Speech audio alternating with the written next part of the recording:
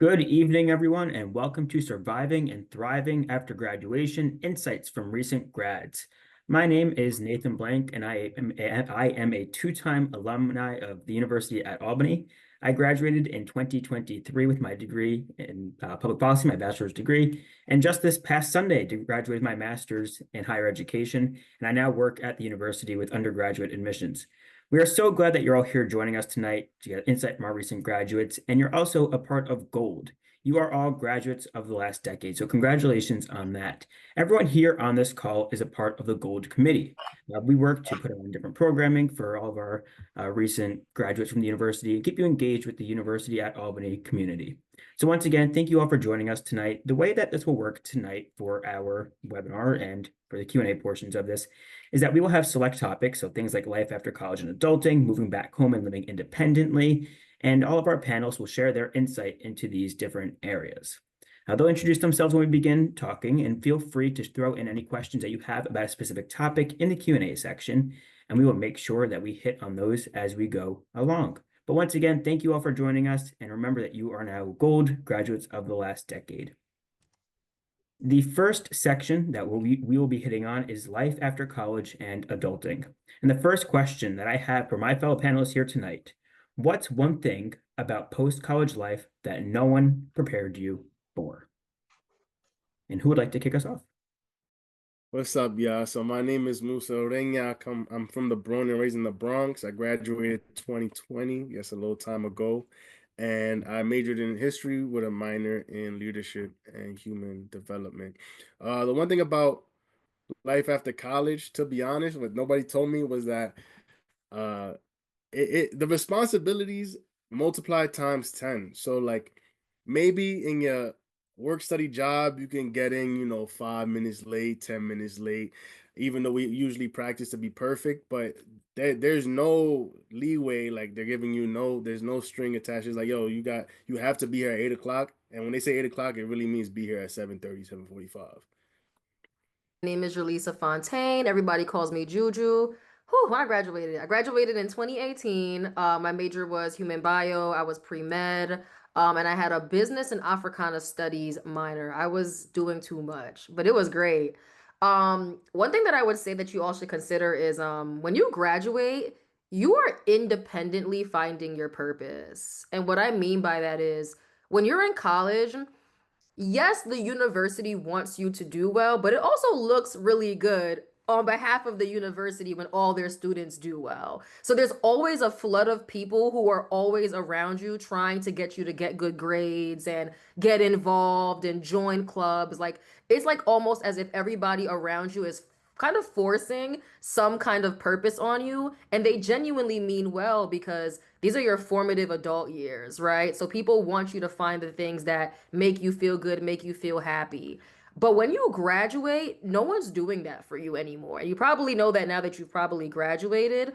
Anything that you want to do, you have to independently say, I'm going to go and look for that thing. I'm going to pursue new hobbies. I'm going to be a go-getter when it comes to finding a job in this market and joining local chapters of groups and things like that. But you're really all on your own when it comes to finding the thing that keeps your spirit high, keeps you feeling purposeful, because literally no, you're not going to have that same level of community anymore unless you go and seek it. So I would say that that's a very tough thing to navigate, is independently finding your purpose, because there's just no system around you to force any of that on you anymore. Awesome. Thanks. Abdullah, what do you have? Hi, everyone. First, congratulations to all of the recent graduates. I'm Abdoullah Goudiaby. I graduated undergrad in 2022 with a bachelor's in public policy and in 2024 with a master's of public administration.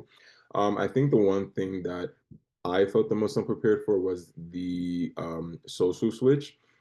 I think that college creates a lot of infrastructure for you to be able to interact with your peers, be able to engage with hobbies and, professional interests and kind of just explore things and just dip your toe into new experiences. But once you leave campus or once you transition into, your post-grad opportunities or your work opportunities, everyone's kind of a bit scattered, and that's going to kind of send shockwaves to your friend groups, and you'll all go through your own types of personal development. And so things can sometimes get a little lonely. And so I think, it's really important to create those stopgaps, through hobbies and through, making time for your friends and family to maintain connection and find a rhythm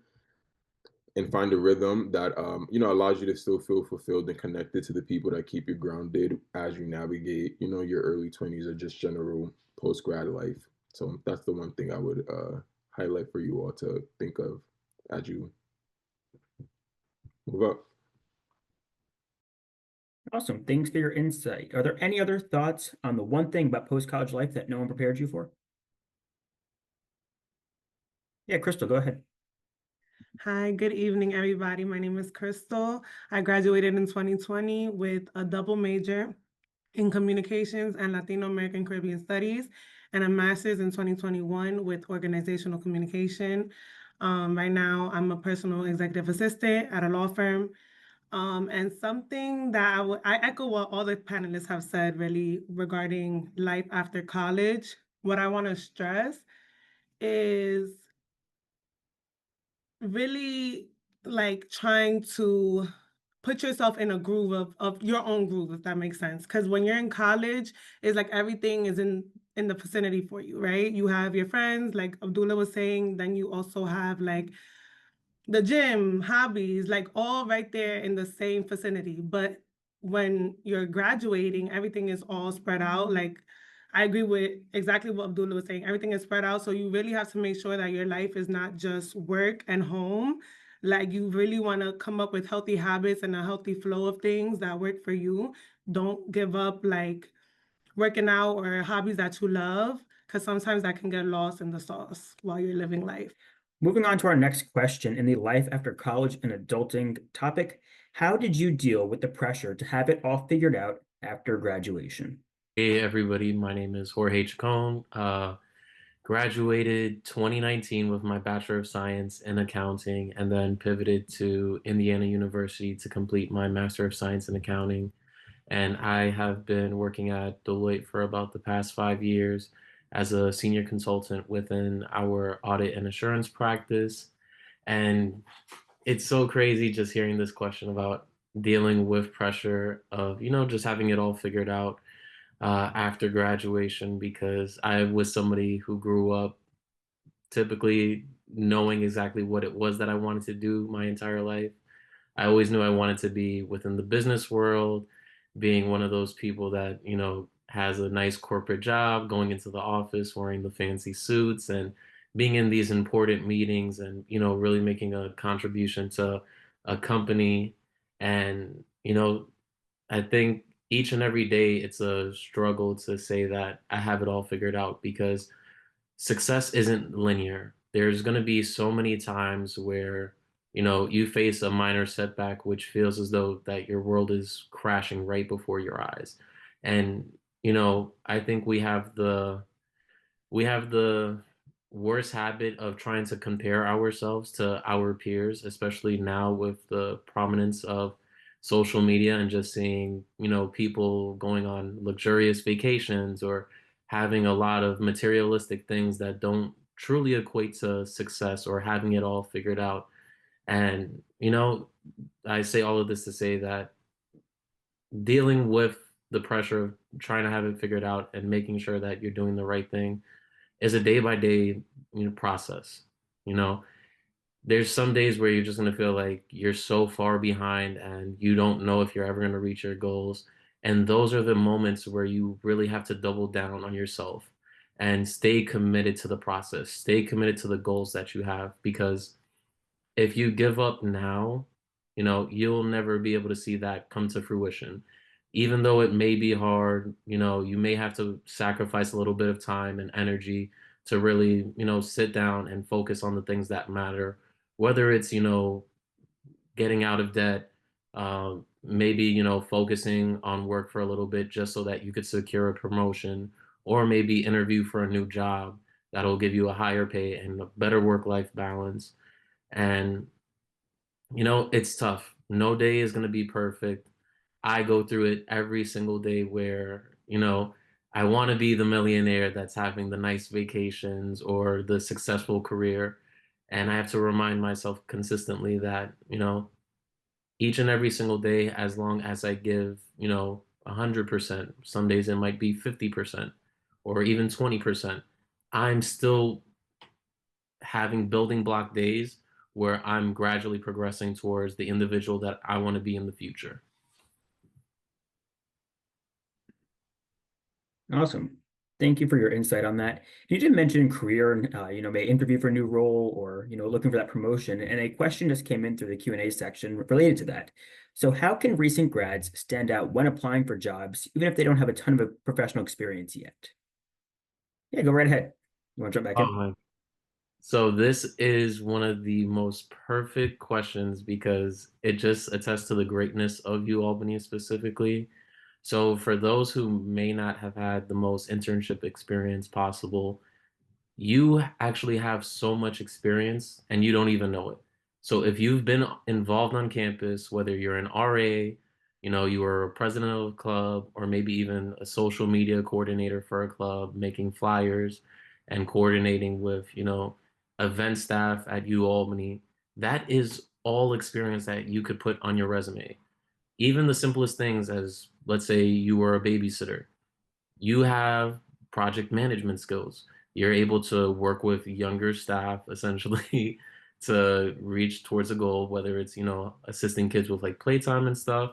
So really when it comes to looking for a job, you have to think about what are the experiences that I've gone through and how can I relate those specific experiences to a job description that I want to apply for.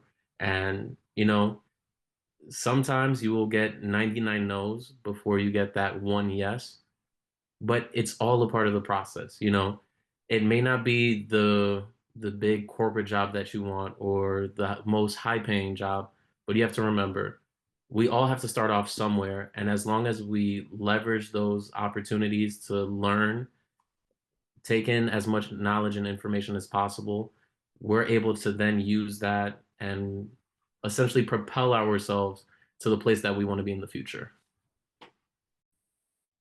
Awesome. Thanks. Jessica, what are your thoughts? Hi, everyone. My name is Jessica Levine, and I currently live in Jersey City. I graduated from UAlbany in 2017 with my bachelor's in political science and a minor in communications, and I graduated in 2019 with my master's in political communications, and I'm currently working as a learning consultant right now. And I would say when you're interviewing for jobs, Jorge nailed it right on the head. You're getting so much experience at UAlbany, from your classes to your clubs. So take into account all those things you're doing now. And when you're speaking to someone, or even just if it's just a networking opportunity, think about not just, I want to apply for this job. Think about how your experiences could help them and how it would benefit them in the future and how it would enhance their company. That's what you constantly have to thinking about. If you don't feel like you have a lot of experience, what could you do for them? Thank you. And Juju, go ahead. Yeah, I don't want to like do any fear mongering or anything like that. And I also don't want to sound so cliche, so forgive me in advance.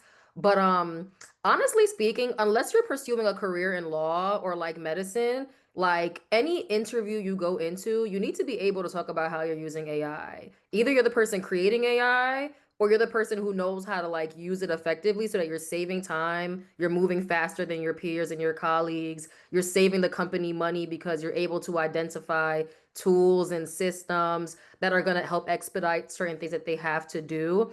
But where the market is going for anybody here who's interested in like business, tech, marketing, communications, consulting, like all of those different things, if you cannot attest to using AI beyond ChatGPT, you're honestly going to have a hard time, especially because the market is already unfair to you all because of so many changes and shifts. So if you have downtime before actually getting a role, honestly, as cheesy as this sounds, look up a YouTube video on how to make a chat bot with tools like Chatbase, Chatling, and just see if you can create little chat bots. See if you can create something called GBTs. Like within ChatGPT, you have the ability to create your own GBT that can do whatever you want it to do. And it doesn't require code, by the way. You do not have to be an engineer or anything like that to build AI tools. I've been building AI tools for the past 2 years, and I can't write a lick of code, okay? Once I see anything like that, it's like, someone explain this to me. I don't want to deal with it. But anything that has to do with using no code tool solutions to building, if any of you are in any of those spaces, business, tech, marketing, sales, whatever it is, I would just really highly advise that you play with those things, because you are going to have a hard time if you can't speak to hiring managers or recruiters about how you're able to use AI tools. You should also look up what are popular AI tools being used by people in those industries. That way you're not reinventing the wheel. They probably already commonly use certain things. So if you can just see what they're about and just even name drop it in the interview, you're more informed than your competitors, right? And so I just highly advise, like, please do your research. What AI tools are people in your market using? What are the names of those things? What roles are using them? How can you save the company money? How can you make them money with AI? And it would really help you a lot. Just at minimum, being able to talk about it and say you touched it in some capacity. Great. Thank you for your insight. Crystal.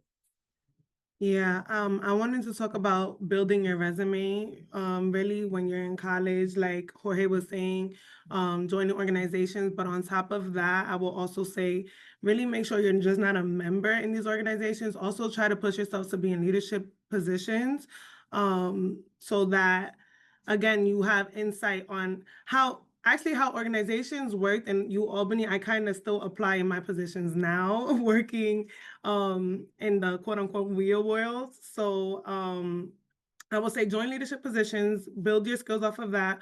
Also, certifications is something that I also feel like are very accessible at UAlbany.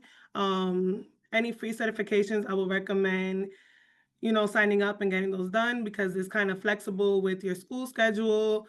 Because again, once you graduate, it's going to get a little bit harder to do those things. Not impossible, it's just going to be a little bit tougher. So I will say just hone in on certifications and just maximizing on your skills. Like Juju was saying, ChatGPT, we're even using now in our field, in our firm, we're using GBTs, we're creating GBTs as well.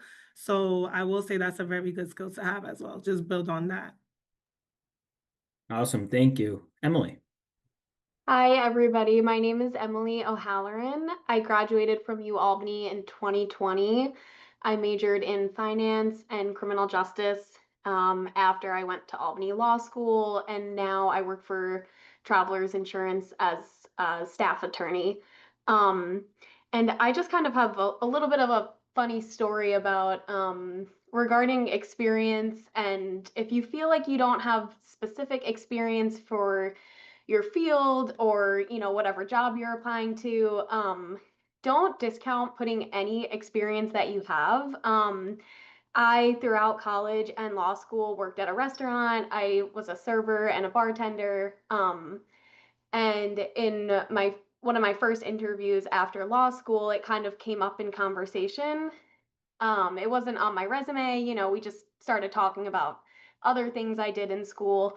And they had so many questions about like what that was like, balancing that with school, having to deal with difficult people. And it kind of turned into a conversation of like, if you have a difficult client on the phone or a difficult conversation, like I'm sure you've had to have those like a difficult conversation, and just kind of customer service skills. And it was something we talked about for a while. So don't think that because something doesn't directly apply that you shouldn't put it on your resume or talk about it, because there's so many transferable skills. And I think also if you worked while you were in school, that is very impressive to people. Like whenever that would come up, people were always like, how did you balance that? Like, and then it leads into a conversation of being able to handle a lot going on at once. So my advice would be any experience, put it on. And with the AI also, I've found AI to be really helpful in helping with cover letters and resumes. If you don't know how to word something, ask AI, ask ChatGPT, like, can you make this sound professional for me? This is what I did, make this sound better. And it's really helpful, and it saves a lot of time when you're doing a lot of applications. Awesome. Abdoullah, you'll be the last one, then we're going to move on to our next topic. Yes, just a really quick point, because I think that Emily's story, as well as Juju's point about kind of the shift in industries using AI, made me think about how, these employers are still going to have some of the same expectations of prospective employees in terms of, ability to like critically think or apply certain skills. And I think that it's important to highlight that, AI is supposed to enhance and make things easier, but they shouldn't replace some of the core foundational skills that, you hopefully develop throughout your time at UAlbany or whatever post-grad experiences you enter. And so, the point of like, using ChatGPT to kind of like refine things. I myself have, gotten tweaks and edits and just caught myself falling into the same kind of little mistakes or just wording habits. And through that refinement, I'm able to now apply it on my own because it's kind of this like having a tutor almost. And I think, creating that balance and maintaining that will allow you to develop into a stronger professional. So, there's a lot of ways to enhance the skill set that you currently have, and it's all about marketing yourself. And at the end of the day, nobody really knows what you genuinely did in the actual moment. So you just got to sell it when you get into those rooms. Thank you, everyone, for your insight so far. Much of this conversation has been related to career and advancing growth. So let's officially move into the networking and career growth section of our panel this evening. And our first question, how did you start building your professional network after graduation? I did a few things. So I joined a young professionals group that meets once a month. It's other local people, and it's, kind of a place where you're with peers, and you can make connections, have meaningful conversations. Um, I'm in the Saratoga area, so I'll go to the Saratoga Chamber of Commerce events. They have ones geared towards young professionals. I'll go to, just the regular social events they have.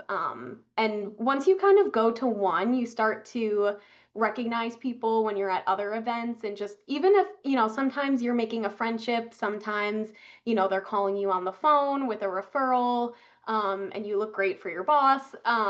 So I think things like that, things like getting involved with Gold. I also got involved with another organization in Saratoga. So I think if you find groups that you feel passionately about, volunteer, get involved, start that way. And also look for things like a professional group that meets. I know that I've heard of other ones in the area and other areas. So I think, if you kind of look online, also utilize LinkedIn. I think that's a great way.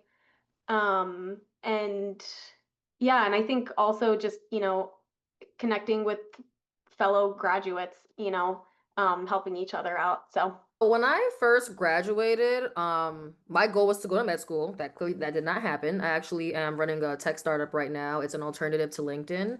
When I first came out of college, I felt like I just wanted to I just wanted to know where all the New York City professionals were, and there was like no great indication for where people would be. Like people used to always say go on LinkedIn, but I just actually didn't find like LinkedIn's group feature very like resourceful. So what I actually did is I kind of like reverse used event ticketing platforms like Eventbrite or Luma. There's something now I think even called Partiful. And what I would do is I would use them as event search engines. I think now they actually market that, but when we first graduated, they were not intended to be used that way. And I would just genuinely search up like networking events in very specific industries that I was trying to be a part of. So I would look up like networking events for tech people or people who are in digital health. Like before running my company now, I was working in digital health in corporate. But I would literally just type in all these different words and just see what events would come up. And my reality also was I just honestly wasn't really feeling the networking events in New York City. So if you're delusional like me, you decide to just create your own community. So similar to Abdoullah, I used to be student government president, and I felt like I knew everything about building community. I was in clubs, I did student government, I was a RA, I was just doing it all. I was like, if I could do all of that in college, and I'm going to all these events in the city, and I feel like they're whack, and I know I could do them better, I'm like, all right, I'm just gonna make my own. And I felt like I ended up attracting the very people that I honestly wanted to meet, but I just wasn't finding at those events. So you can either use those ticketing platforms as search engines, or you might think that you might be the right person to just start creating your own networking events And the more you promote it on social platforms and ask your friends to share your events word of mouth, you'll just start developing your own community. And it will most likely be the community that you were seeking to begin with. But now you get to create it. So might be a good idea to start something. Just saying. Great. Thank you, Abdullah.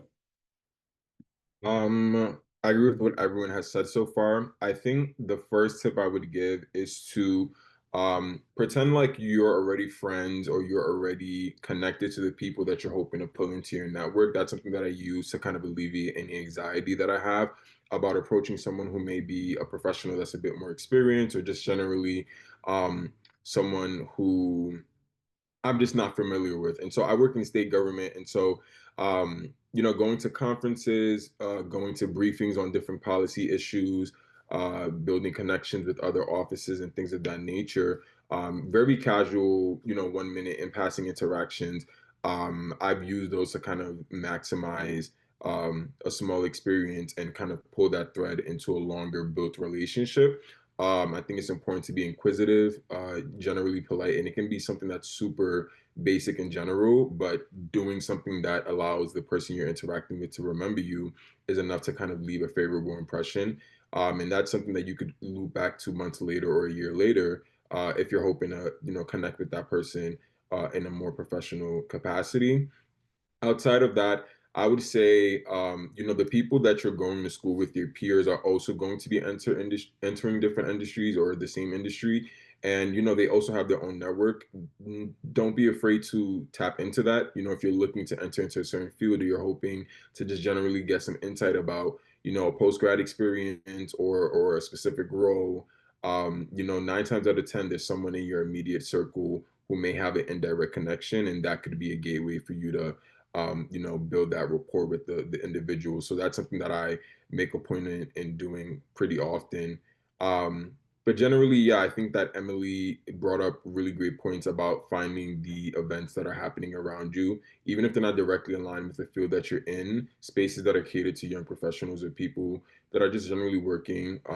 Usually someone's able to kind of give you that leg up. And again, to Juju's point, if you don't see a space that is, ideal for what you're looking for, create it or find other like-minded people who are looking to also create that same space and build that environment. And eventually you will attract like-minded people. And it sounds like a lot of very idealistic things in theory, but it really does work out that way. Great. Thank you. Crystal, what are your thoughts? I wouldn't wait till after college. I would do it in college because you're around professionals every day. And I would recommend, going up to your professors, asking them if they want to, grab lunch or sit with you in the CC or something like that. I would really just start building your network as soon as possible, because they can last till after college. I still have connections that I made in college that I still have now that have also helped me navigate have helped me navigate my professional network as well. So I would say start as soon as possible. So go ahead. Just to bounce off what Crystal said, I totally agree. Once you make those connections in college, don't let them drop once you graduate. Make sure you're continually checking in with them and you're like, say Happy New Year, say Happy Thanksgiving, because if you only contact them when you need a job and you need something, they're not going to want to be a resource to you.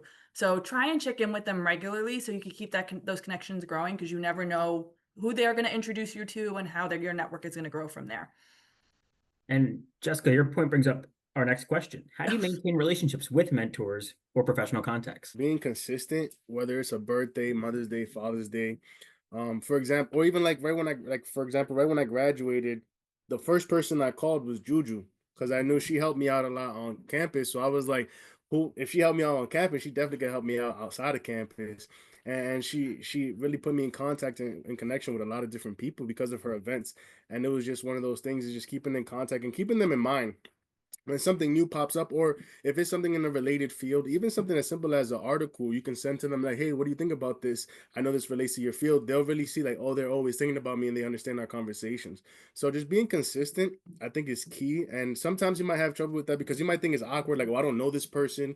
And if I'm always hitting them up, they're gonna think I'm weird. But in reality, they're gonna appreciate because they're like, oh wow, this person is just, they're thinking about me and they have this connection with, whether it's food or something that you guys have in that conversation. Keep that, and you'll be fine. There's people that I've met that we just like memes, and I'll send them a meme because I found out that we enjoy those. And especially when the meme relates to like work, that helps a lot, and it helps with connections. And it's beautiful when you see it coming to fruition, especially when you need that connection down the line or that referral. Awesome, thanks. Abdul, I see your hand is up. Did you have any other thoughts on this? Yeah, just a quick one. I think that it's important to keep in mind that the professionals that you're connecting with, especially in the mentor capacity, are also usually busy. So, reaching out and really using that time as wisely as possible, coming with targeted questions and kind of questions tailored to something specific that you're hoping to do rather than broad general, like, hey, what should I do? And it's not to say that there aren't mentors that won't give you that advice or kind of give you that guidance. But you do want to do the due diligence of doing your own research and kind of attempting and, taking a stab at things. And then when you're, a little bit lost or maybe something's been tried and it's failed a little bit, you come back and you get that advice and feedback, and then you're able to implement it.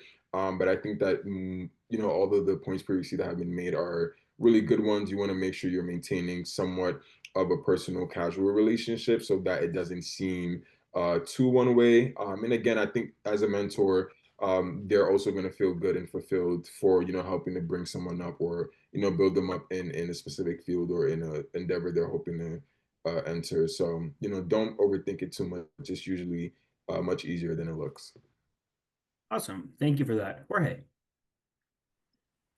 Yeah, this is actually one of my favorite questions as well, just because how often I implement these kind of strategies. I mean, throughout my own job itself. So within my field of work, pretty much I get performance reviews, or essentially I have to submit snapshots based on the work that I've done for X amount of period of time at my job. And of course, these are directly to the people that I'm working with, whether it's a manager, senior manager, partner principal, or managing director. And they'll essentially give me feedback and determine how well I've done over the past couple of months. And ultimately, for me to gauge and understand, how well I'm doing on my respective reports, is I set up either monthly or quarterly calls with the respective individuals that I'm working with. One, as a way for me to check in on all of my projects, just to understand, what are the things that I've been excelling at throughout, let's say, the past month, and also what are some things that are my weaknesses or things that they've noticed across their other projects or engagements that I could start honing on, or even setting expectations in terms of, I know you're going up for a promotion. This is something that I would like to see you exhibit, given that you're going to go up for the next role within the following year. So getting that real-time feedback and setting up periodic checkpoints, whether it's with somebody that you work directly with or even somebody that you don't work directly with, it allows you to get an understanding of what their expectations are, not only for you, but also just what they're seeing across their respective industry. So kind of segueing that into, thinking about mentors and just professional contacts. You may not work directly with somebody, for 2 years, but it doesn't hurt to continuously have these, monthly check-ins where 30 minutes on a Friday, everybody has probably not as much work. Block out that time on their calendar, meet with them, catch up, see how they're doing, talk about different life events that are going on, but also not treating it as something that has to be transactional. At the end of the day, everybody's a human. We all have things going on within our respective lives, and taking the time to truly understand and get to know this person, because at the end of the day, it's a relationship.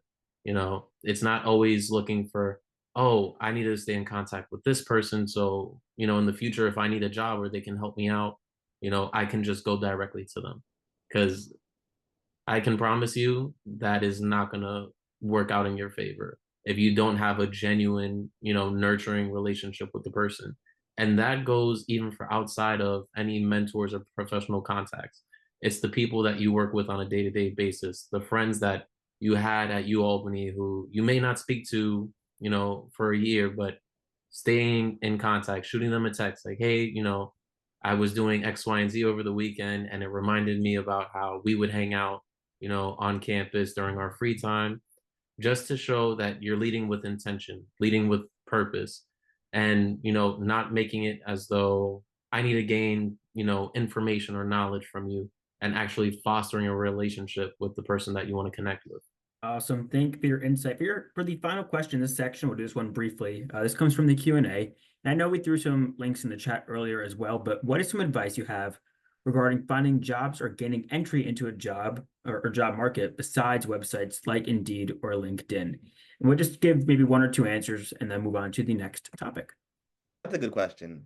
Hi, I'm Nick. I graduated in 2023 with my master's in political science, and I actually work at KPMG. So like not a rival of Deloitte, but I have a lot of friends in Deloitte. Okay, but I do advisory consulting. And I think besides Indeed and LinkedIn, it's like when you are formulating that professional network, that's where a lot of your job opportunities are coming about. Because unfortunately, fortunately or unfortunately, depending how you look at it, it is a lot about who you know, right? You have to be qualified, but if you know people in a particular industry, it's going to help. So if as you are building out your professional network, I think that's where you will find more of these jobs. I was fortunate. I had a fraternity. I was part of a pre-law fraternity in college, and one of my brothers in that fraternity helped introduce me to KPMG, and I applied and I got it, right? And that's how I got my job. I would not have known about the firm had I not been part of my fraternity who helped me do that. So I definitely do think Indeed and LinkedIn are good, but definitely utilize the people around you. If you know someone that's interested in consulting, you know someone interested in business, to get to know them, as I think as Jorge said before, and they are probably going to be people that are going to help you find that job or that career, I should say, you're looking for. Thank you, Nick. Cristina, what are your thoughts? Hi, I'm Cristina Alston. I graduated from UAlbany in 2016 with a bachelor's in criminal justice and sociology, and in 2017 with a master's in criminal justice, and I'm from Mount Vernon, New York. I think one of the good websites, especially if you're looking for government jobs, is governmentjobs.com. I really like that website because they actually post a salary, so I feel like that's really helpful to determine like whether or not you want the position before you go through all of the stages. Also, any professional organizations that might be associated with your field. So for example, I'm a crime analyst, so there's the International Association of Crime Analysts or of Law Enforcement Intelligence Analysts, and those are just really helpful. They post jobs across the country, and it's a really great resource for recent grads. Great, thank you so much. We're going to move into our next topic on financial literacy and budgeting. So for our Gold Committee members here tonight, what was your biggest financial shock after graduating college? Biggest financial shock? Is that what you asked, Nathan? Rent, mortgage, how expensive life is. I wish I could say to see life is expensive when you leave the real world. I mean, if you're not, depending on your parents and just trying to figure out like, okay, where am I gonna live? If you drive, car insurance. I never paid car insurance on my own. My mom said you graduate, it's on you now. So car insurance, paying for gas, like food's expensive. But I guess how do I manage that is you have to be a good budgeter, right? Look at your income when you get that job. Like, how much are you making after taxes? And then decide, well, this is how much money I'm gonna spend on food. This is how much money my rent, my car payment, my gas is gonna cost. And then set aside investments, and there's tools online to help you. And actually, as we're talking about AI, utilize AI to help you create that budget that is gonna be suitable to you. I think just recently I read an article, I think Kiki Palmer said like about living below your means. And I think that is important as a young professional because with this crazy world we are living in, you never know when a surprise might happen. We have big emphasis after taxes. They never talk about that. Your gross income is important. They say you're making this salary, but after taxes, a whole different story. But live below your means because you never know when you have a surprise happen, you lose a job, unfortunately, or something, a medical emergency. You want that money to the side. So it is going to be a shock. I'm not going to lie to you guys. but I think you guys have the tools to manage it appropriately to ride the wave. And Abdullah, you'll be up next, but just something for our panelists to think of while Abdullah answers is, how did you learn to create and stick to a budget after graduation? Because I think Nick brought up a good point about that as well. But Abdullah, what are your thoughts? Yeah, I think that similar to what Nick mentioned, when you enter the real world, it's like no more monopoly money. The money is actually coming out of your account. I think it's really important to understand what your priorities are at the time and to put that into the context of your own life. Someone had mentioned earlier in the panel that, there's a kind of pressure, or we have this um, we have this increased access into everyone else's lifestyles that maybe makes us seem a little bit insecure in comparison, or sometimes we're like just weighing whether or not we're doing the right things. And I think it's important to one, seek accurate and professional advice when you're making financial decisions, whether it's through investments or you're hoping to take out a new loan for something, whether it's a post-grad experience or a car or a house or whatever the case may be. And to make sure that, what you're actually implementing is specific and expedient to what you want for your life. But outside of that, I think that naturally you'll build those budgeting skills because you have to. When you're looking to survive, if you realize you're draining money way too quickly, you'll very quickly adjust and identify where that kind of hole is in your budget and your expenditures.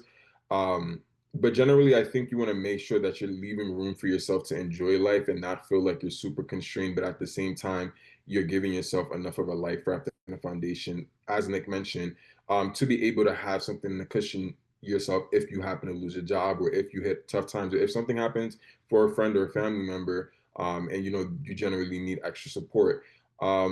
So yeah, definitely pay attention to what your take-home pay is, because the gross is definitely not what it is. Look into the benefits that are associated with your job. There are a lot of benefits that sometimes go unused because people are just not aware of how they can apply them to their lives, whether they're retirement benefits or, things that help you pay for transportation, or, pre-tax deductions. And this might seem like a bunch of jargon that I'm spitting out there, but genuinely take the time to like read articles, read through Reddit threads, and again, tap into mentors, tap into people who graduated 3 years ahead of you. If there's someone who's crossed the bridge that you're looking to cross 3 years before, you don't have to go through the same tumultuous swing. There might be some steps nearby, and you can use those steps because the mentor or the older person that you're looking to for advice will be able to kind of give you the general skeleton and building blocks to navigate your finances a little easier. So for our next topic, we're just going to briefly touch on moving back home or living independently. So what are some tips for living with roommates or finding affordable housing after college? Affordable housing, I think, is a good question. And it really depends on where you are, right? If you're staying up in the Albany marketplace, I have a couple of suggestions. And I can speak about this from being, I guess, as a renter and now as a homeowner that's looked for tenants now. I think that Facebook Marketplace is a good place. That's where I found all my tenants, but that's also where I looked for when I was looking to rent places. I think Facebook Marketplace is good.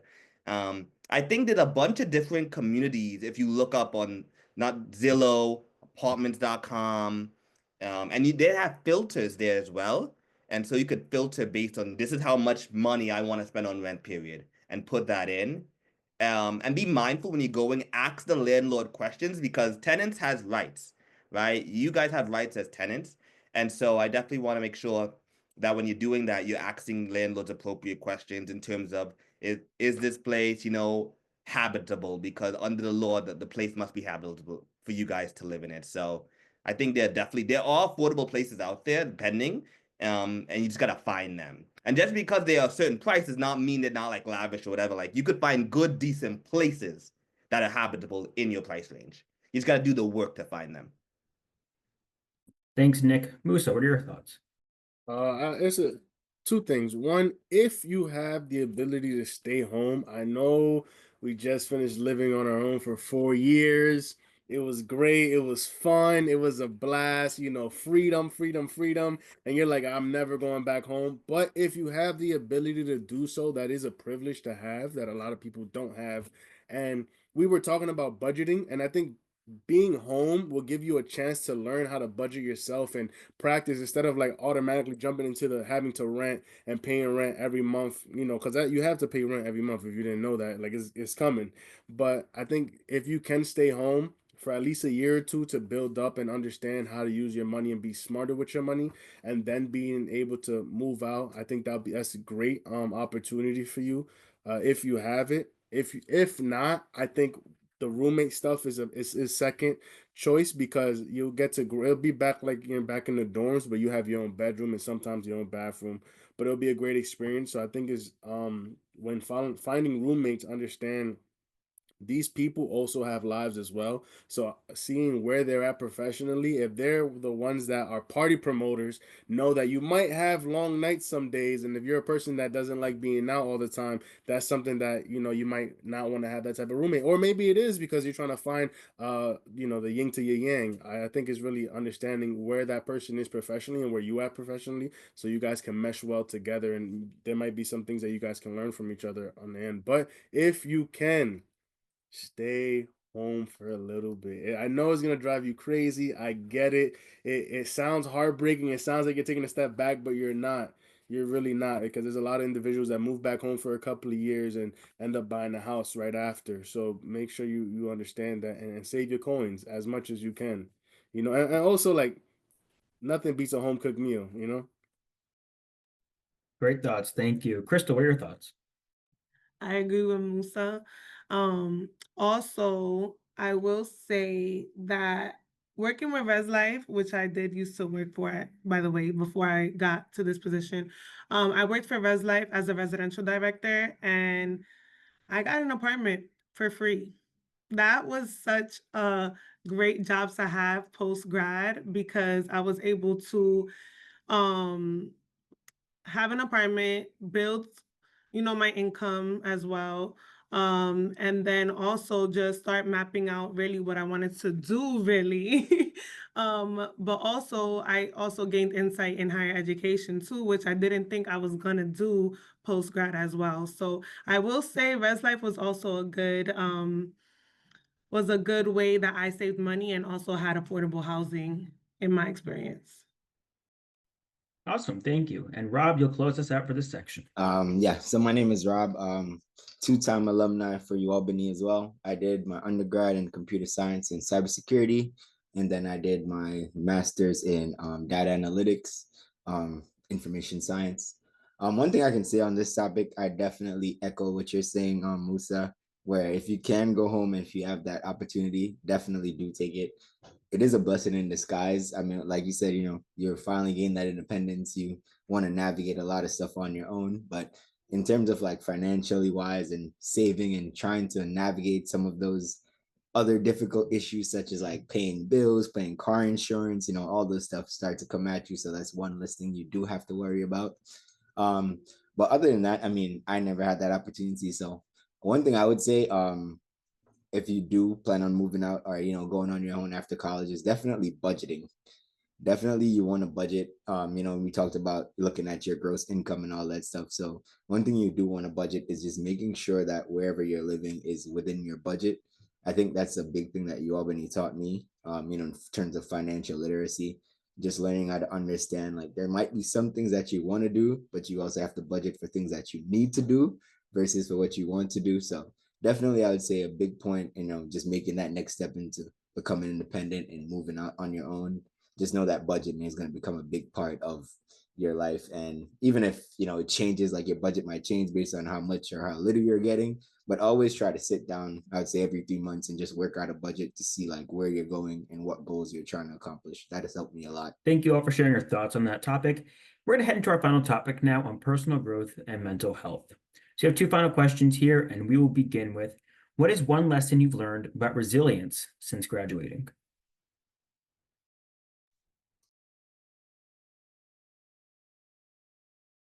I would say in life, it's really you versus you. Like, no matter what job market you're in or what business you're creating and who your competitors are and all this noise that everybody's constantly putting in your ear to create some level of fear, in this life, it's really just you versus you. There's always going to be things that are working against you, but you have to just make a conscious decision to just actively go after like whatever it is that you want in life. I know that on the internet, people like to joke and say like, yo, people are delusional. Yeah, sometimes you have to be a little delusional in order for you to ignore all the noise around you and still go full throttle for the things that you want. So, in light of like resilience, I just want to remind you all like, yes, are you physically competing with people for things that you want? Technically, yes, but really and truly, like what you're capable of is determined by you. And you just have to tell yourself that I'm gonna do whatever it takes within morale to go after the things that I want in life. And when you have that mindset, no one can take anything from you because you're always going to tell yourself that if I even feel close to losing the things that I love and the people I love, it's just not an option. And you're going to, of course, correct and figure it out. So yeah, I would say that. And I would just say, I'm a hypocrite. I'm going to always tell people to prioritize their mental health. I can't say I do a good job at that. I'm definitely like queen of burnout. Highly do not advise for anybody to follow suit. But I always tell people like find like one luxury in life. And when I say luxury, luxury does not mean a purse and your shoes and etc. It just means that there's like this one thing in life that makes you feel good and you're not gonna penny pinch when it comes to that one thing because you know it brings you happiness. And if I had to be more specific, for me, that meant like I wouldn't buy a lot of fancy bags, I wouldn't buy fancy clothes, but I did like to travel a lot. And that also meant that if travel was going to be my luxury for my version of escapism to heal myself when I'm super stressed, it also meant I don't need to be at 5-star hotels. I don't need to be at the best hotel. I don't need to go to like steakhouses when I travel. I just want to go be somewhere else and have a good time. So you deserve, in light of resilience, to have this thing that makes you feel good that's not drugs. Please and thank you. Because I have to put that in there because people don't like to admit that they're addicted to things because it may not be killing them right away, but people are addicted to stuff. Choose healthy things to attach yourself to, and it's very freeing and it will help you out in terms of your mental wellness. Great, thank you. Emily. So I think, just remembering that as you go through, your first job, your second job, you're your biggest advocate. You're going to have people that support you and, you'll have a boss that's great. You might have a boss that's not great. But no matter what, you are there to advocate for yourself and you're going to have uncomfortable conversations, uncomfortable situations. And remember, you're not the first person to have to negotiate a salary or tell your boss that you're leaving. And these things are so hard. I've had to do all of those things and it's tough, but at the end of the day it's going to be okay, and this is just another step for you. And I think it's also really important to, as you're doing all of this, really try not to burn any bridges or leave on bad terms.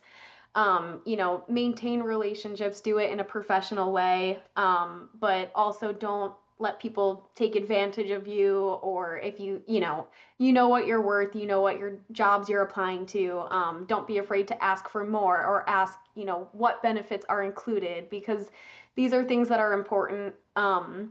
And you're going to have bad interviews. And as cheesy as it is, everything happens for a reason. I had one interview that was terrible and I was like, I would never even want to work there, and I'm glad that I realized that in this interview. So I think just remember that we've all been there, everybody's been there, and it'll be okay.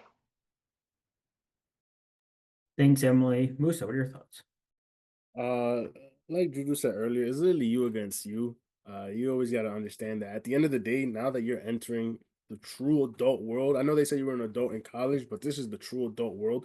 Nobody's gonna save you. You're not gonna have a professor remind you about anything. You're not gonna have an advisor checking on you. You might have a mentor at your job, maybe, but at the end of the day, they still have a job that they have to do. So you really have to step up and realize that now the responsibility is all yours. And the great thing about the University of Albany is that we've prepared you for these moments. So when it comes to understanding about responsibilities, it's just another notch in the belt that you already have. So I think just understanding that every day you have to first enjoy it, but there are going to be some hard days, like Ori said. And I think it's just understanding that those days are going to end and that better days are going to come. And that is all about getting better 1% at a time. So if you were 1% better than yesterday, that's all that matters, whether it's professionally or personally, and then just continuing with that growth. Because even if you miss a couple of days, you still get more than 100% across 365 days. So, yeah. Great advice. And Rob, you'll close us out once again. I definitely echo what everyone is saying. And in terms of resilience, I definitely agree. It's you versus you. You should be your biggest motivator and your biggest critic, which sometimes it doesn't always balance out, but it does help you to push forward and, go through a lot of things. I would say the one biggest thing I learned at UAlbany is always become comfortable with being uncomfortable. Might sound cliche, and but as I've gotten older and go into the real world, as everyone is saying, dealing with professionals where, I mean, at my job, a lot of the adults are above 30 and older than me. So sometimes it's a lot awkward interacting with those professionals because they've been in the field longer, and you don't want to come off as someone who doesn't know what they're talking about. So I'll definitely say you're going to be in those situations a lot. So I say in terms of resilience, be confident in what you've learned at UAlbany. In terms for me, I know a lot of times I look back and stuff and realize yeah, I do know this stuff. Even though you might not have applied it in a long time, you do have a lot of these skills in your tool belt that you can use to help you go forward. And yeah, in terms of resilience, like everyone has echoed so far, you're your biggest critic, but you all are also your biggest supporter. So you just have to keep pushing yourself forward and keep telling yourself that, like Musa said, 1% at a time, keeps you going every day. You don't always have to be 100% every day, but going towards something better every day definitely keeps you motivated to keep going and looking for something new and new opportunities. Awesome. So we are basically at time, but I want to have one quick lightning round to wrap up. And if you can give one piece of advice to this year's graduates, what would it be? Jorge, go ahead. This is honestly one of my favorite quotes, and whenever I'm in a rut, I just listen to this YouTube video. It's like a compilation of so many Denzel Washington quotes, and he says, "Nothing in life is worthwhile unless you take risk." And when I say that, growing up, we have an abundance of ideas and thoughts and things that we want to achieve in our lifetime. And oftentimes what I've seen with so many people that I come across is, as they go through the ups and downs of life, a lot of those dreams start to minimize and you become content or, okay with the certain situation that you may be in. And what I want you guys to know is that don't give up on the things that you truly desire or that you grew up wanting to do. If you wanted to become a piano player, invest in those piano lessons. If you wanted to move abroad and live, let's say in Europe for a year, take the leap, figure it out somehow, some way. You only have one life to live, and tomorrow isn't promised. I could be here today and tomorrow may be my last day. And just knowing that I want to live each and every single day, knowing that I took every single risk possible to fulfill the dreams and ideas that I had growing up, just to fulfill my inner child. So it's going to be tough. There will be very bad days and there will be very good days, but do not let that stop you from taking the risk and doing whatever it is that gives you purpose and fulfills you. Yep, this is a quote my high school principal said to me when I was graduating, and it stuck with me and carried me through college, and I still think about it to this day. But she basically said, your life is a result of the choices that you make. If you don't like your life, then start making different choices. And I mean, at that time, I didn't really take it to heart, but after getting older and sometimes you tend to get in situations where you blame others, or you're like, what if this person had stepped up, or what if something else would happen differently? I start to realize as you get older, it's a lot of you have to take control of what you want to get those outcomes that you need and putting yourself in those situations instead of relying on someone else. So start making those conscious choices to work towards those goals that you do want to achieve. Thanks, Rob. Abdoullah, what are your thoughts? My biggest piece of advice would be to make sure that you're doing things and that you're doing work that makes you happy. I think that if you're doing something that genuinely brings you misery, it's going to wear you down eventually, regardless of how long you end up withstanding it.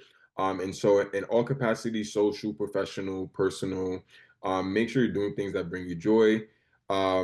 Understand that, you know, you're the only person that's living your life. You can't live to perform for others. You can't live to fulfill others' ideals that they put onto you. And yeah, you know, this is all kind of make believe, and I like to think of life as like a game, and you know, you can always, you know, increase certain strengths and you know, decrease certain weaknesses. And when you think of it like that, it's almost, you know, a fun way to build your character up and level up. Awesome. Thank you. Musa, what is your closing piece of advice? Yeah, somebody said once that dreams without goals are just dreams, and ultimately they fuel disappointment. And then on the road to achieving your dreams, you must apply discipline, but also consistency, because without commitment, you will never start, but without consistency, you will never finish. So just be consistent in everything that you do. Know you're gonna take L's. You will take L's. Don't think you're gonna take a L. You might take a L tomorrow. You might take a L next week, but you are gonna take a L, but just continue to move forward while you're taking those L's, and take those L's as a lesson to understand like what can I do better next time, and just continue being consistent, because consistency is key. Awesome. Thank you. And Jessica, what is your final piece of advice for this year's graduates? I would say two things. Again, congratulations. And I would say yes within reason. Don't burn yourselves out to everything that you can. You never know who you're going to meet. You never know what opportunity that's going to lead to. So take advantage of this time when you're young, when you're starting out in the workforce. Don't say no to a happy hour if it can get you to meet someone else. And then again, there is going to be some failure in your career. So continue to find ways to learn. In each failure, there's a learning experience and a new opportunity. So try and see the positive in everything and see where you could grow. Awesome. Well, thank you so much to all of our Gold Committee members for sharing all this advice with this year's recent graduates. Now, remember, graduates, you are Gold members, graduates of the last decade, and we have lots of fun upcoming events for all of you, including trivia next Thursday. We have a night in DC at the Nationals game, day at the races up here in Saratoga, Indian Ladder Farms, Yankee game, Golden Hour in New York City, the Gold Cruise in the Capital District, and of course, homecoming on October 18th. But wherever you are, we hope to see you at a upcoming Gold event. Thank you again to all of our panelists for joining us tonight. Congratulations to this year's graduates, and go Great Danes. Have a great night, everyone. Have a great night. Thanks all. Good night. Thanks, everyone. Bye. Night. Thanks, everyone. Great seeing everyone.